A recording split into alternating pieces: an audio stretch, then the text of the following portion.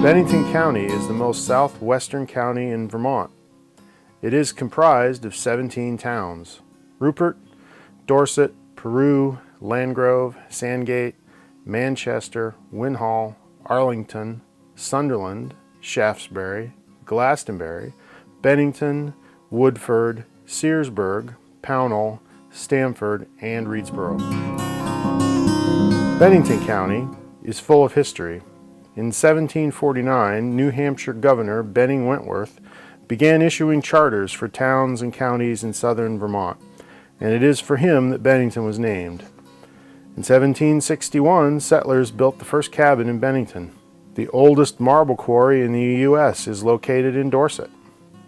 Arlington was the first capital of the Republic. One of the main attractions of Bennington is the Old First Church.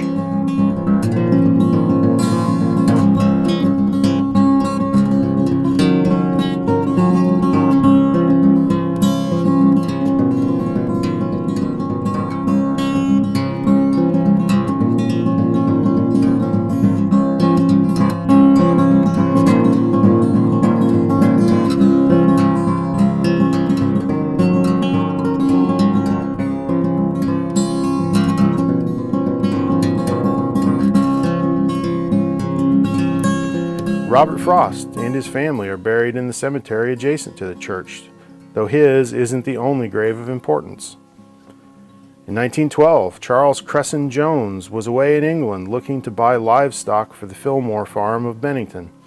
He had a ticket aboard the Titanic for his return journey and was one of the victims to die when it hit an iceberg at sea.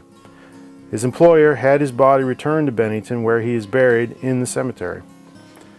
Ethan Allen had a house just down the street from the church between 1767 and 1775. Though it is no longer standing, the McCullough Mausoleum now occupies the space.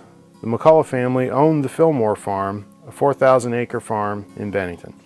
Bennington was a place of great importance in the American Revolutionary War. The Catamount Tavern, which stood just up the road from the Old First Church, was a place of meeting for the Green Mountain Boys, where Ethan Allen planned the capture of Fort Ticonderoga. The tavern also played a role in Bennington's most famous contribution to the Revolutionary War, the Battle of Bennington. The battle was fought on August 16, 1777. British troops were hoping to take advantage of supplies located in Bennington. In response, Brigadier General John Stark from New Hampshire led his troops into New York to hold off the British. There they are, boys. We beat them today, or Molly Stark sleeps a widow tonight. The battle was a resounding success, helping to prove that the American army could defeat the British in combat and boosting the colonists' morale. The victory at Bennington helped to spur the American victory. Bennington is home to the tallest man-made structure in Vermont. The Bennington Monument is a 306 feet tall obelisk commemorating the Battle of Bennington. Bennington is home to one of the state's 5 fish hatcheries. The hatchery stocks lakes and rivers all over the state of Vermont. The hatchery breeds 3 types of trout species.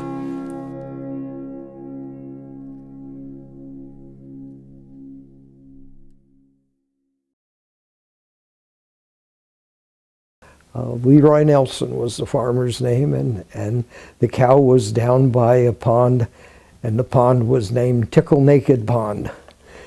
And I said, "Can I drive down to her?" And it was a quarter of a mile, and I really meant, "Can I drive down and drive back?" And he said, "Yep, you can drive down, but you can't drive back." So I said, "Okay, I'll walk." Farming in Bennington looks similar to farming in other parts of the state, from aging farmers and aging barns to modern facilities and value-added processors. My name is Marie Lewis, and the name of our farm is Lewis Home Valley Farm. And I'm 77 years old. Been farming it all my life. We bought this place, believe it or not, we bought this place in 1963 for $13,000. The majority of Bennington County's farmland lies in the valley between the Green Mountains to the east and the Taconics to the west. Bennington County is somewhat unique compared to the rest of the state, as we're, I believe, 86% forested. The whole eastern side is Green Mountain National Forest. On the west side, you have Taconic Mountains. We have less than 30% open land, and of that, the amount that's actually good soil is even less, like prime farmland or state significant land. One reason we have less farms is because the poor land has gone out of production. Just it's steep, it's rocky, it's wet. And the guys had told them when they did that side hill out there that they ought to put that back to the Indians. But that's all we've ever worked, is just side hills. Yeah. Most of the good agricultural land in Rupert, which would be the Bennington County town that I'm most familiar with, is still in agriculture. It's just that there are not cows milked on that farm any longer, but the good quality soils in the Meadowy Valley or in Rupert and West Rupert, there are some instances where a farm probably is cropping the ground that 10 or 12 small 30 cow farms used to utilize.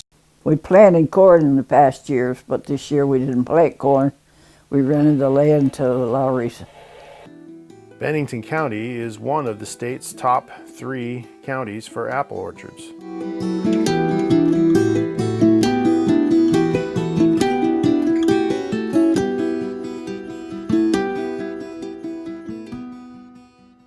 If you use Route 7 as sort of a dividing line east and west in the county, to the east of Route 7, it's the Green Mountains, and their bedrock is all granite and schist, and that tends to produce a low pH soil because the bedrock will indicate the pH, and when you have a granite and nice bedrock, it'll give you low pHs.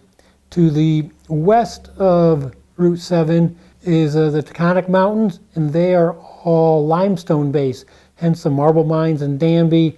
And the marble is limestone, starts with limestone, through metamorphosis changes into marble, and that gives you a higher pH. I did soil testing for a farm in Manchester. The soils to the west were 7.2, and the soils that he rented to the east were 5.4, and it, as a crow flies, about 4 miles distance.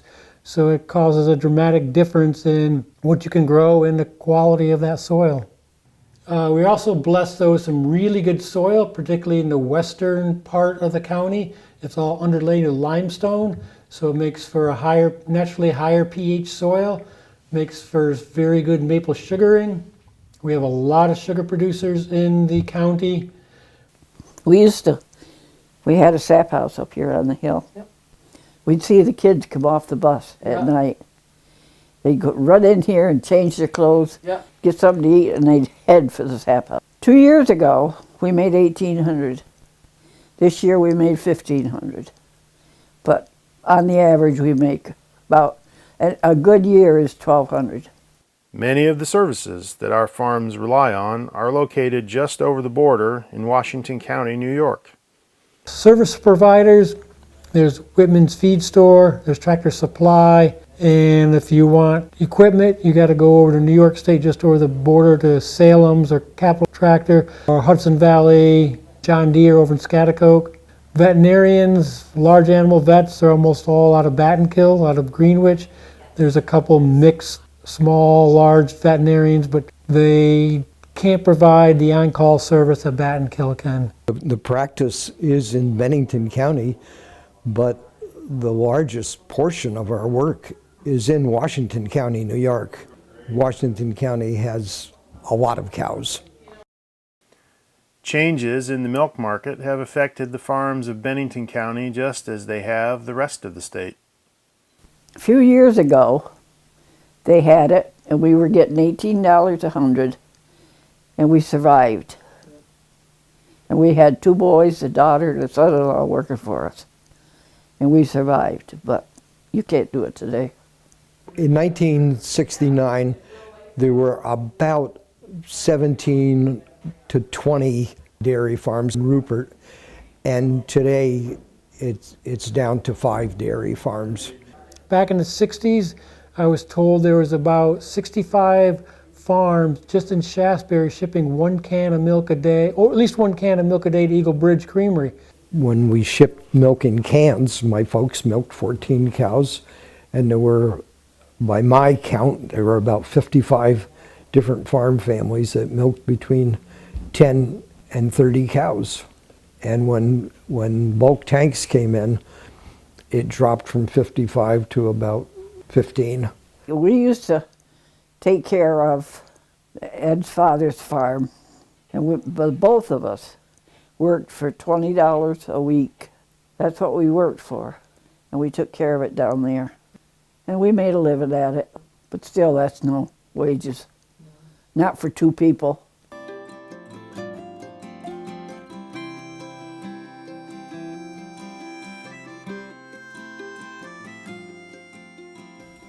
Yep, when we bought this, it was a good price, 13.